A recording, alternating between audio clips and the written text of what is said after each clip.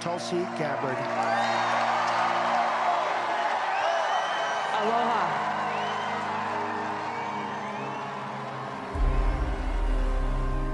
I joined the Democratic Party over 20 years ago. I was 21 years old in Hawaii, and at that time, it welcomed people from all different backgrounds, different views, celebrated free speech, and actually defended those whose speech was being attacked, even if they disagreed with their views.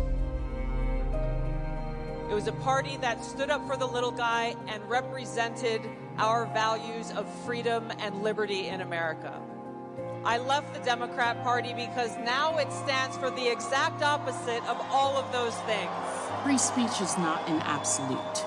Social media sites, they are speaking to millions of people without oversight or regulation, and that has to stop. I never would have imagined, as an American and as a soldier, that we would live in a country in my lifetime where we would feel like we have to self-censor what we say, that we couldn't criticize our own government for fear of them labeling us as a domestic terrorist.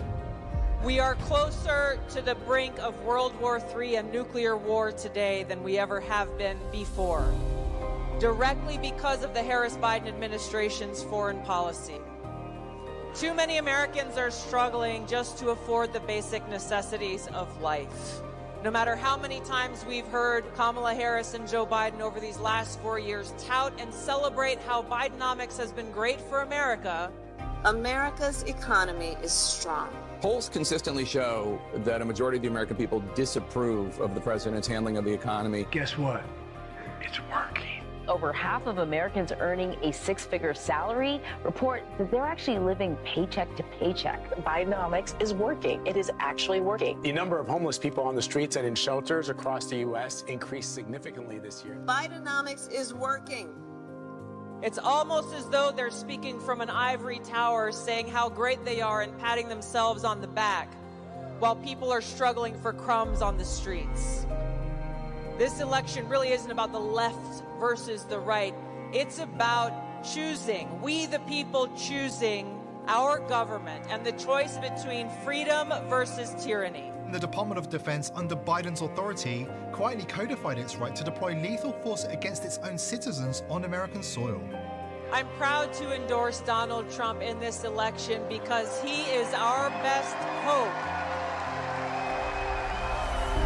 Specifically because of the leadership that President Trump has brought to transform the Republican Party and bring it back to the party of the people, the party of equality, the party that was founded to fight against and end slavery in this country. It is the party of common sense and the party that is led by a president who has the courage and strength to fight for peace. Mr. Trump became the first sitting U.S. president to ever set foot inside North Korea yesterday. And this is why they will do everything possible to try to destroy him.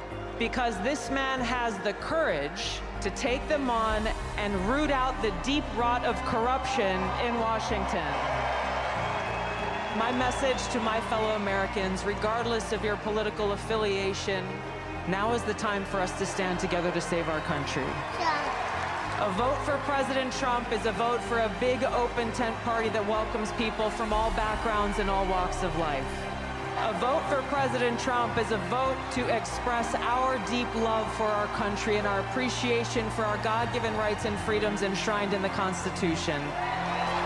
A vote for President Trump is a vote for secure borders and safe communities, and a vote for President Trump is a vote for peace here in America and around the world. Thank you so much.